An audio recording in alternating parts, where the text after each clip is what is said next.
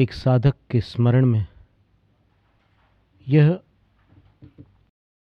स्मरणांजलि की धारा प्रवाहित हो रही है। जैसा कि पहले बताया जा चुका है कि विद्वत जन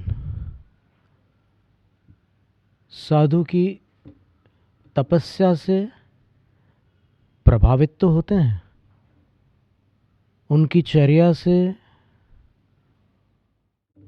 प्रसन्न तो होते हैं, लेकिन कहीं ना कहीं असंतुष्ट रहते हैं। शास्त्रों में जिन कल्पी मुनिराजों का जो वर्णन आया है, अधिकांश जनता को उसी का परिचय है, और उसका परिचय होने के कारण साधु की वही एक छवि बहुतों के मन में बसी हुई है। ते गुरु मेरे उर्बसो जे भव जलधि जहाज, आप तरें पर तार ही ऐसे श्री ऋषिराज। करते तप शैल नदी तट पर, तरुतल वर्षा की झड़ियों में, समता रस पान किया करते सुख दुख दोनों की घड़ियों में। ऐसे मुनिवर कब मिले हैं, आदि आदि कुछ शताब्दियों से लिखे गए मुनियों के प्रति भक्तिपूर्ण काव्यों की रचना बहुत से कवियों ने की है। इस काल में भी जब साधु को कठोर तपस्या में देखते हैं तो उनको प्रसन्नता होती है, पर साधु का जो दूसरा रूप है, एक तो महाशक्ति संपन्न साधु होते हैं, दूसरे अल्प शक्ति से युक्त साधु होते हैं। इस कलिकाल में हीन संघनन है, अस्थिबंधन दुर्बल है। कर्म प्रकृति ग्रंथ के अनुसार नीचे के 3 संघनन हैं: अर्धनाराज, कीलिका और असंप्राप्ता सृपाटिका। और इन संघननों के साथ जिन कल्प का भी इस समय अभाव है, स्थविर कल्पी मुनि है, और इनके नियम उन जिन कल्पी मुनियों से कुछ भिन्न है।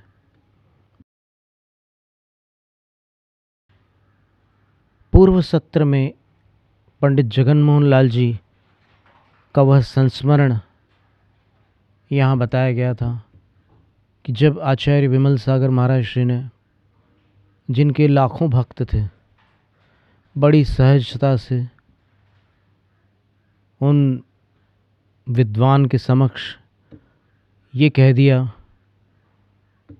कि हम तो आंशिक रूप से द्रव्यलिंगी है, भावलिंग की बात तो केवली जाने। आंशिक रूप से द्रव्यलिंगी है। इन वचनों को सुनकर पंडित जी का मन कलुषित नहीं हुआ। उनके मन में यह विचार उत्पन्न नहीं हुआ कि जब ये अपने मुख से ही कह रहे हैं कि हम आंशिक रूप से द्रव्यलिंगी है, तो इसका अर्थ ये हुआ कि इनका द्रव्यलिंग भी अधूरा है, तो इनको नमोस्तु कैसे करें। ये भाव उत्पन्न नहीं हुआ। वास्तव में जो विद्वान व्रती होता है वो महाव्रती का मूल्यांकन कर पाता है, और व्रतों में इस काल के अंदर जो संघर्ष आते हैं जो व्रतों को निर्दोष पालते समय कठिनाइयाँ आती हैं, उनको वही समझता है। सुकमाल मुनिराज का वर्णन पढ़कर या सुनकर इस काल में ऐसी आशा करना अत्याशा होगी, अर्थात एक मंसूबा मात्र होगा कि आज भी हम ऐसे ही साधु देखना चाहते हैं। पंडित जी ने बड़े हृदय से ये बात कही थी कि दिल के सच्चे थे महाराज, वो दिल के सच्चे थे।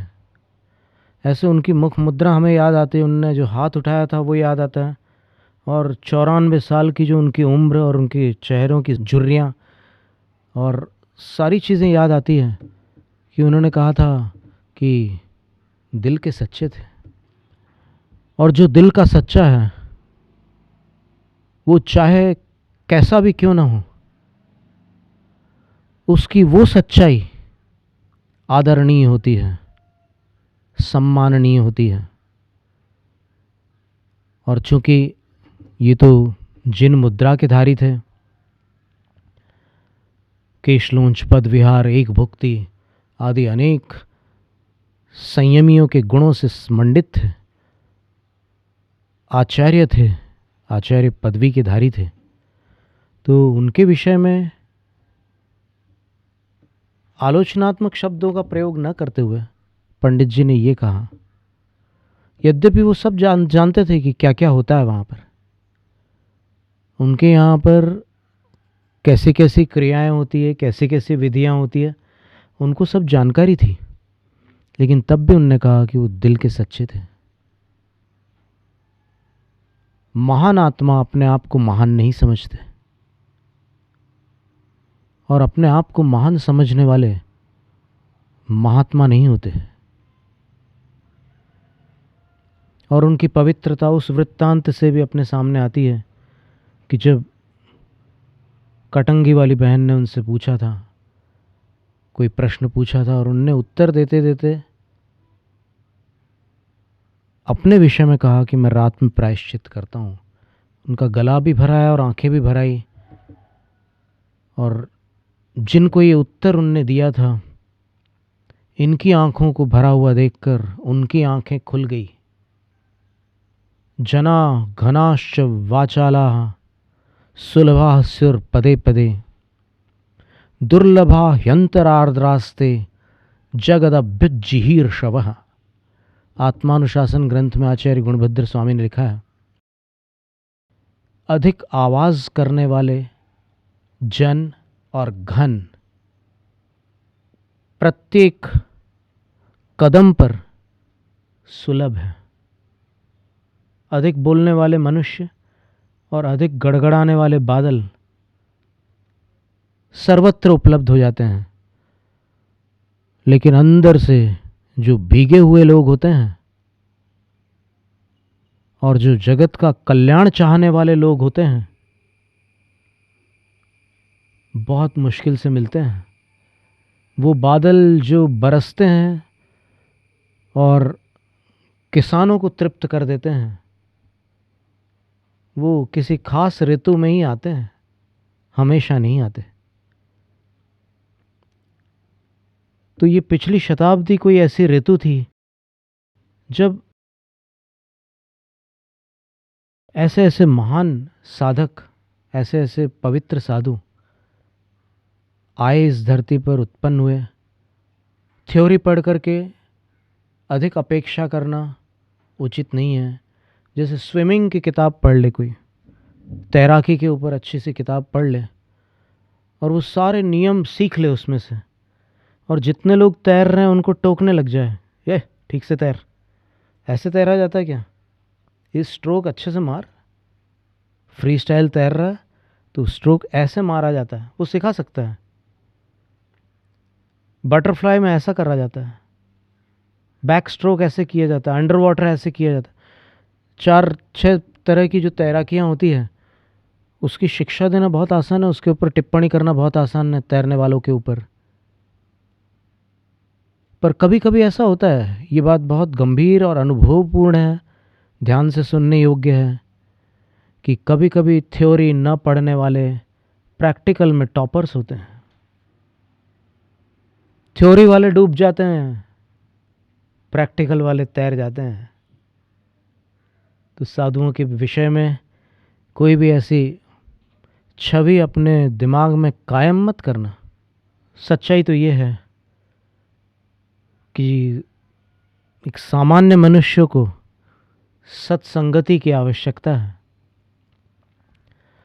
और साधुओं को अपने से अधिक गुण वालों की संगति की आवश्यकता है। और जो एक परिपक्व योगी होते हैं, आचार्य महाराज को सिद्ध योगी कहते थे लोग, क्योंकि जिन्होंने लंबे कायोत्सर्ग किए हैं और जिनके वचनों में, जिनकी प्रवृत्ति में, जिनके उपदेशों में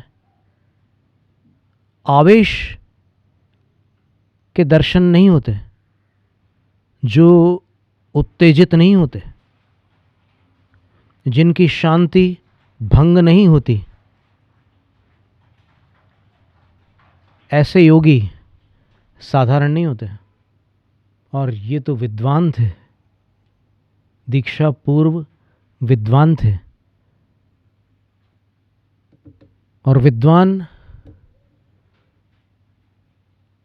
अंधश्रद्धालु नहीं होते यदि वो सच्चे विद्वान हैं, वो परीक्षा प्रधानी होते हैं। और जिस साधु से विद्वान प्रभावित होते हैं, उनके अंदर कोई ऐसी चीज होती, कोई ऐसा ज्ञान होता है उन साधु के पास जो विद्वान को आकर्षित करने में समर्थ है। अन्यथा विद्वान लोग एक अनुशासन देख करके प्रसन्न होते हैं, लेकिन जब तत्व चर्चाएं होती है, आगम के गूढ़ विषयों पर ऊहापोह चलता है, वाचनाएं होती है, चारों अनुयोगों पर पृच्छना और प्रत्युत्तर होते हैं, तब विभिन्न प्रकार के आगमों से जो जो सामग्री प्राप्त हुई है, उन सामग्रियों का एक संतुलित प्रस्तुतिकरण उनके हृदय को प्रभावित करता है। एक ऐसी घटना है जो और यहाँ पर इस स्मरणांजलि में अर्पित करने योग्य है। सन 2006 में गोमटेश्वर बाहुबली स्वामी का महामस्तकाभिषेक हुआ था और 2018 में फिर हुआ। तो सन 2006 में जो संचालक थे, जो कमेंटरेटर थे, उनका नाम श्रीयुत नीरज जैन सतना, वो संचालन कर रहे थे। और उस कार्यक्रम का जो प्रथम दिन होता है, उस समय जो 12 वर्ष से भगवान की प्रतिमा पर जो अभिषेक नहीं हुआ होता है और 12 वर्ष के बाद जो अभिषेक होता है, वो प्रारंभ हो रहा था। तो सर्वप्रथम जलाभिषेक, फिर जब दुग्धाभिषेक की बारी आई तो इधर सन 2006 में 8 फरवरी का दिन था। गिरनार यात्रा करके हम वहाँ से केशलोंज करके वापस इस तरफ आ रहे थे, गुजरात की तरफ, सौराष्ट्र से गुजरात की तरफ विहार करते हुए आ रहे थे। तो एक कपिल ब्रह्मचारी जी ने हमें संस्मरण सुनाया, ब्रह्मचारी कपिल जी ने, जो आज आचार्य वर्धमान सागर महाराज श्री के संग में मुनि श्री सुप्रभ सागर महाराज, वो आचार्य विद्यासागर महाराज श्री के संग में थे। तो उस समय उन्होंने, क्या हुआ कि जब वो अभिषेक हो रहा था तो आचार्य विद्यासागर महाराज श्री के सामने टेलीविज़न था, महामस्तकाभिषेक वो देख रहे थे। और भी संघ के साधु लोग थे। जब दुग्धाभिषेक हुआ तो दुग्धाभिषेक के समय घड़ों से होता है अभिषेक, एक स्वर्ण कलश ज़रूर होता है, फिर बड़े बड़े घड़े होते हैं, घड़ों से अभिषेक होता है। वहाँ सभी लोग करते हैं, नर नारी सभी लोग अभिषेक करते हैं। तो जब वो अभिषेक हो रहा था, फिर वो बड़ा जो कैन होता है, 40 लीटर का जो कैन होता है, उससे जब अभिषेक होता है तो फिर भगवान के ऊपर जो एक ऐसा लगता है जैसे कोई झरना, मुक्तागिरी का जो झरना है ना, या फिर भेड़ाघाट का जो धुआंधार जल प्रपात है, वैसा दूध का झरना बहता है। जब वो दृश्य सामने आया तो ब्रह्मचारी जी बता रहे थे, आज भी आप मुनि श्री से पूछ सकते हैं, वो ये बता रहे थे कि आचार्य श्री के मुख से निकला ओम जया ओम जया ओम जया। यहाँ पर कर्नाटक में शायद ऐसा बोलते हैं कुछ, जया जया क्या बोलते हैं आप लोग? जया जया बोलते हैं ना, जया जया बोला था ऐसा उनने, जहाँ तक हमारी स्मृति है। तो वो आचार्य श्री उस दृश्य को देखकर प्रफुल्लित हो गए, और उसको देख कर के वैसा दृश्य जिसने नहीं देखा, और 50 बातें उसने सुन रखी है दूध के बारे में या पंचामृत के बारे में, अगर वो अपने पूर्वाग्रह को छोड़कर एक बार देख ले उस दृश्य को, तो वो पल भर के लिए स्तब्ध रह जाएगा। ऐसा अद्भुत अभिषेक होता है वो। और हमसे आचार्य पद्मनंदी महाराज श्री ने जब पूछा था कि कैसा लगा आपको, आपने पहली बार देखा, तो हमने बोला हमें ऐसा लगा, हम पहले भी बतला चुके हैं, पर क्या करें, कुछ ऐसी घटनाएं होती है कि जिनको एक बार बताने से तसल्ली नहीं होती, बार बार बताने का मन करता है। तो ये कहा हमने, ऐसा लगा जैसे सुमेरु पर्वत पर जिनेंद्र भगवान का अभिषेक होता है, उसका छोटा रूप यहाँ पर है, ऐसा लगा हमें। फिर वहाँ पुष्प वृष्टि भी हो रही थी, और नीरज जी संचालन कर रहे थे। नीरज जी ने गोमटेश गाथा नाम का एक उपन्यास लिखा है बाहुबली स्वामी के ऊपर। उन्होंने हमसे ये कहा था कि अगर आप नहीं पढ़ोगे तो मुझे प्रायश्चित करना पड़ेगा, नीरज जी ने। यानी उनकी इतनी भावना थी कि हम उसको अवश्य पढ़ें। वो आचार्य विमल सागर महाराज श्री के पास पहुंचे, और उन्होंने आचार्य श्री से कहा कि आपके यहाँ ये सब विधियाँ चलती है, आई है शास्त्रों में ये विधियाँ आती है, पुराणों में ये सब विधियाँ आती है, लेकिन हम एक बात पूछना चाहते हैं कि जैसे हम फूल नहीं चढ़ाते, तो फूल नहीं चढ़ाने से उतनी हिंसा तो बचती है, फूल चढ़ाने से तो हिंसा होती है ना। तो आचार्य श्री इस प्रश्न को सुनकर के क्षण भर के लिए शांत हो गए।